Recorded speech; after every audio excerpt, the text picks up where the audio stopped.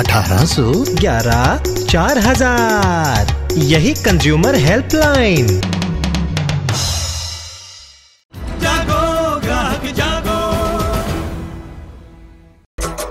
So is it actually an advantage consumer? To discuss that in the studio, we have a very special, very appropriate guest, Prof.S.R.Khanna, who is the managing editor of Consumer Voice. Welcome to the studios, Professor. Let me just begin by asking you, we've all heard that saying, haven't we? Consumer is king, but is he really now? Well, you know, it's lip service actually, because consumers get the raw end of the stick. They get a bad deal all the time. Why do they have to go to court? Because companies treat them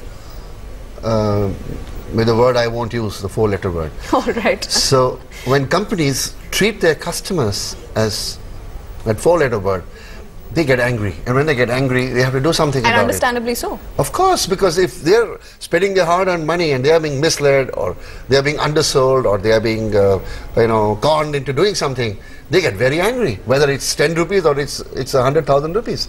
And when they get angry, they need redress. They expect a company whose managing director is enjoying, a huge pay packet, who's got a Bentley outside his house, who goes for vacation to the Bahamas. But doesn't care about his consumer. No, but he has to care about his consumers. And if he cannot keep his consumers happy, he's not going to have that Bahamas vacation for long. I like the way you put that. But when you're talking about these amendments to the Consumer Protection Act of 1986, what really are we talking about here? See, we are talking about making the law deliver justice in a much quicker and cheaper fashion. Consumer courts are alternative dispute redressal forums. Exactly. They're not regular courts. But the way it has gone up, the cases has gone up, it needs, and of course, because when lawyers come in, then justice is normally a casualty, because it's going to be delayed. Because lawyers like to, take time, and there's litigation that's going on. But I would like to really say that these amendments which have been drafted under the leadership of Mr. Mansingh, who just spoke. He's the Secretary of the Ministry of Consumer Affairs and who's retiring at the end of this month. My hat's off to him, because he's done a damn good job. He has actually, brought in a number of issues into the consumer law amendments through a working group that was set up some time ago. That is going to make life easier for consumers. But as a consumer, I wouldn't like to advise a consumer to actually go to court. All right, what would you advise them to do? I would ask them to vent their anger at the Tier 1. What is Tier 1? The guy who sold you the stuff. Whether he's a distributor or a dealer. So go directly to him. Go directly to him. He will say no. Okay, he'll say go.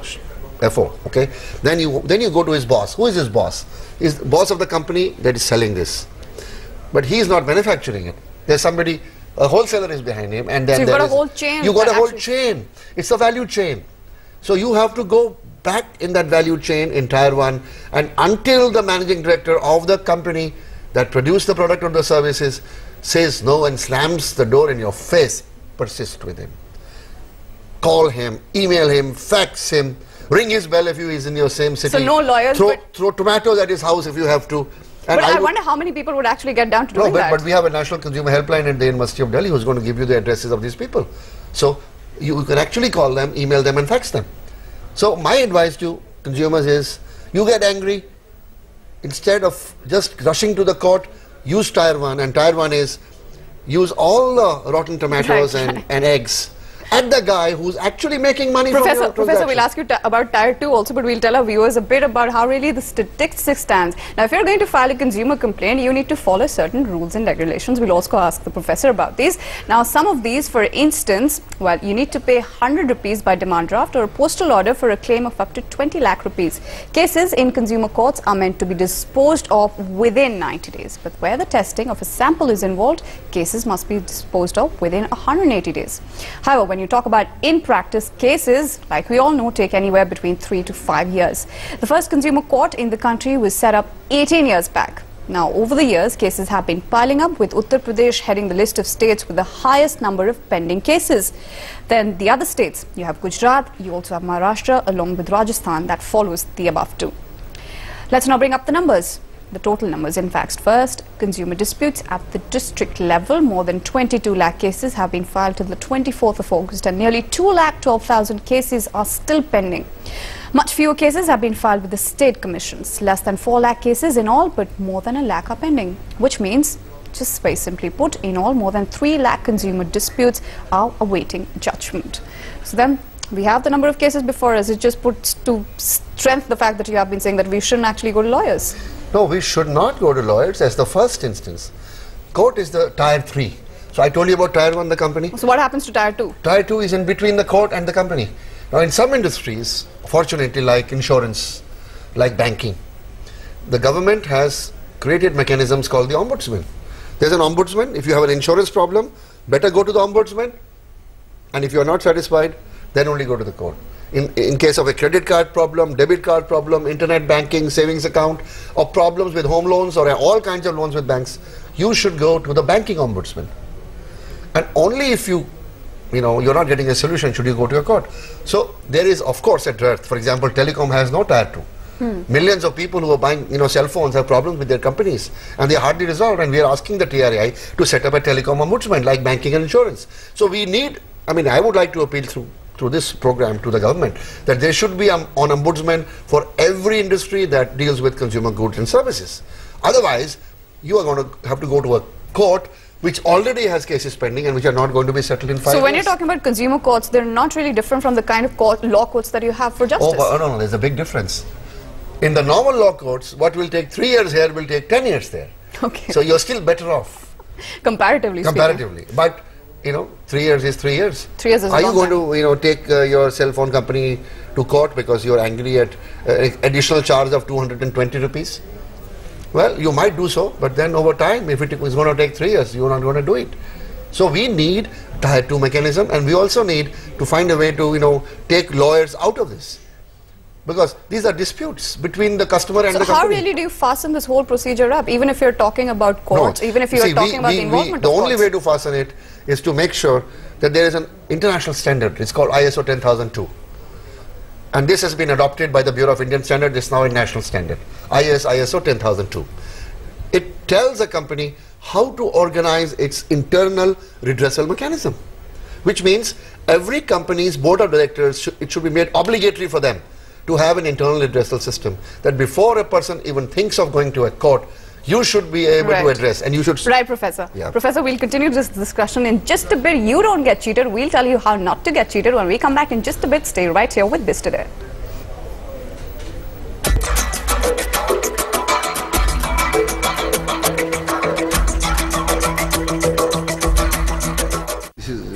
Welcome back. Here with Consumer is King. Now that's exactly what we're covering on Biz Today. Now if you're talking about how really do you want to file a consumer complaint, well, it has traditionally meant the seeking of help of a consumer protection group. Now these are the NGOs which take up the cudgels on your behalf. But then how about going through an industry body which may have the other party as its member? FICCI has created a first of its kind interface between the industry and the consumers, and it has been designed with your interests in mind. It's called FICCI Alliance for Consumer Care, and it's the first initiative of its kind in the country. The first time an industry body has created an interface between the industry and the consumers. FICCI calls it a dedicated center for promotion of responsible business for consumer satisfaction. The important thing for you to know is that you can now approach this cell for redressal of your grievances as a consumer. If you have any grievance, you can approach this cell, which in turn would write to the company concerned. If required, the cell will also call the company's representatives for sorting out the issue. The idea is to cut short the litigation route followed in the consumer courts and facilitate quick redressal of consumer complaints. FICCI is better placed than other consumer forums simply because its members include most of the leading manufacturers. So it is likely to have greater influence over the companies involved in case of consumer grievances. You can even file your complaint online. This is a body, it's a forum. Anybody can approach us through the portal or write to us or come to us. We have dedicated a separate office right on our ground floor. Anybody can walk in with a complaint, and thereafter the actions will start. We are seeking the support of the industry, and since industry is our member bodies, we certainly believe that it will be our responsibility to try and ensure that fair justice is done to the consumer for his complaint. FICCI Alliance for Consumer Care will only act as an intermediary. It will take up your grievance for redressal and approach the companies concerned. However, it does not have any authority to make even guilty companies act in any particular manner.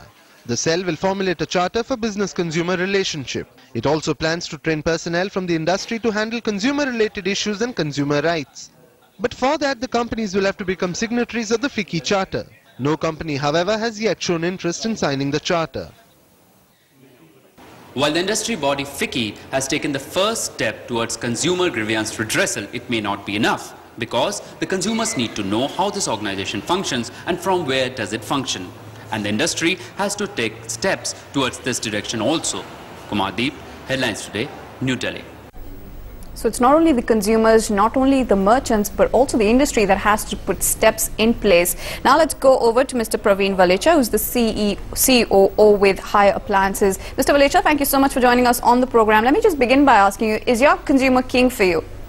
Yeah, the consumer is the ultimate king for us, and to take care of those consumers, we have a multi-language program where we are online available for a toll-free numbers for any of those grievances. And we have a dedicated call center with a 24 hours online. But Mr. Valecha, when you're talking about call centers, where all of us know about the kind of time delay that we're actually talking about, we're not obviously talking about an immediate redressal of the consumer's problems. Definitely there is a gap which needs to be filled in, but you can always work as a complete package in terms whenever a customer complaint comes, it has to be addressed immediately. That's what we train to our people who are dedicated. Also, in our resources, we have kept 4 dedicated personnel to online as well as, answers within 24 hours to those consumers with the complaint process. But I still admit that there is definitely a gap which comes regarding the addressing of the complaint. Well, that's a job half done, Mr. Valecha, isn't it? At least you're admitting to that gap. But when you're talking about this gap, how do you actually propose to fill up this gap that you're talking about? See, right now, I think there's no other way instead of increasing the manpower who can look into these complaints, and also on, the more interactive sessions with the consumers in terms of online redressal of the problems, like, various of the websites, they gives online answer for 24 hours. I think one of those ways is very quick. Plus, opening a small service centers across the country, addressing those is another way of doing that.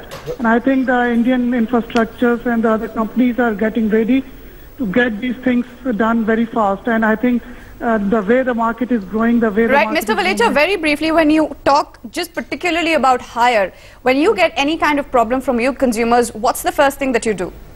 The first thing is, if it is regarding the product, we need to replace that product immediately. One, if it's terms of service, we take the corrective actions in terms of the concerned officials or concerned person. So there are, multi-different programs for multi-different kinds of complaints. And our CEO and our MD is always on copy of all those address and the complaints. So top management is also involved in addressing the problem. Right, Mr. Valecha. Mr. Valecha, pleasure talking to you. Thank you so much for joining us on Base Today. Professor, we'll get your inputs on this entire thing, what Mr. Valecha had to say. In just a bit, we'll take a bit of a breather and come right back. Stay with Headlines Very Today. good, yeah.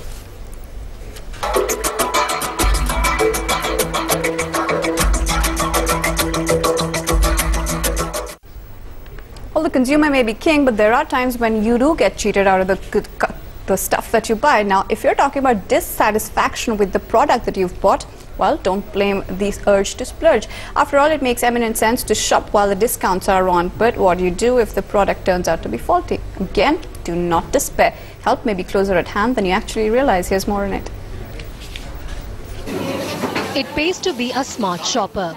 You don't just get the best deals, but also secure yourself against possible disappointment and harassment. You buy a product because you like it at that price. But what if the product turns out to be faulty? Even if the value involved is small, you must register your complaint.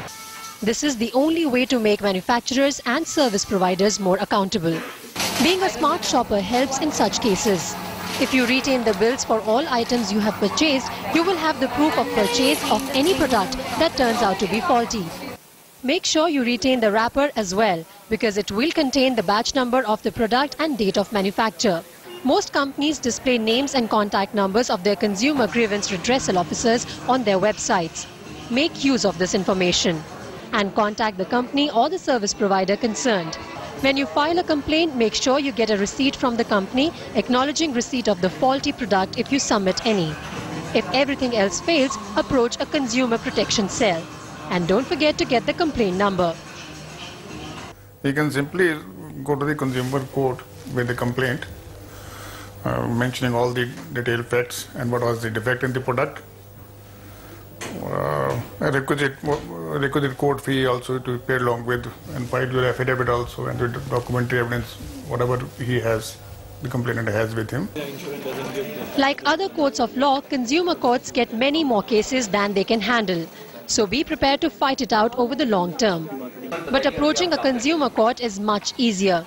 You can file your complaint with the District Consumer Commission or State Consumer Court or Central Consumer Court, depending on the scale of the issue. In most cases, you will be allowed to defend your case yourself if you can't afford a lawyer. With Kumar Deep in Delhi, Preeti Dahiya, Headlines Today. Well, seeking redressal, what exactly is the process that's going to make that easier? Professor, you're talking to us about the ISO 2002. What really is that, and how will it actually help this entire process? ISO 10002 is a standard that tells companies on how to deal with customer complaints, how to set up a system inside your company, right from the point when a customer comes to you with a complaint till you have disposed of or you have told him you can't do it. It requires certain ingredients like understanding, like disposal in time, like responding to the customer. Now all these things come only when the company top management is committed. I am very sorry to say that most companies in India do not follow ISO 10002. It's not only an international standard, today it is a national standard. ISO 10002 must be followed by consumer goods companies, and they must have internal redressal systems to deal with. You can't just engage a call center and ask him to deal with the customer. That's exactly the point, because that complaint is actually not being addressed. That's exactly what I'm saying. So companies are taking the shortcut because they assume that the customer is a moron and you can deal with him in any way. I used, the 4-letter word, which I don't want to use again, but that's precisely why I used it, because they are not treating the customer with respect.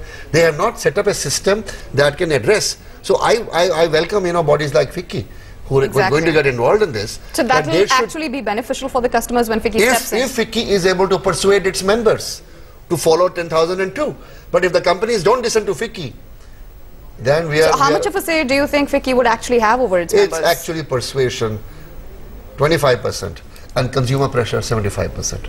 So if consumers start getting angry and throwing rotten tomatoes and rotten eggs at the doors of the managing directors of the companies who are causing them this trouble, then I think things will, Well, that's taking things into your own hand. But when you're talking about... It's not an offense to throw a tomato or an egg. You are just expressing your feelings. But I'm sure there are other ways of going about it. All right, yes. one perspective No, if a company does not reply to your letter, doesn't take your calls, does not appoint an officer to listen to you in person, what else can you do except use tomatoes and eggs? And I'm sure you can get them free outside many shops, all the tomatoes. No redressal grievances against that. Professor, thank you so much for joining us on the program with your inputs on what really is consumership all about, what really are the ways that consumers' grievances can be addressed. Thank you so much for joining us on the program.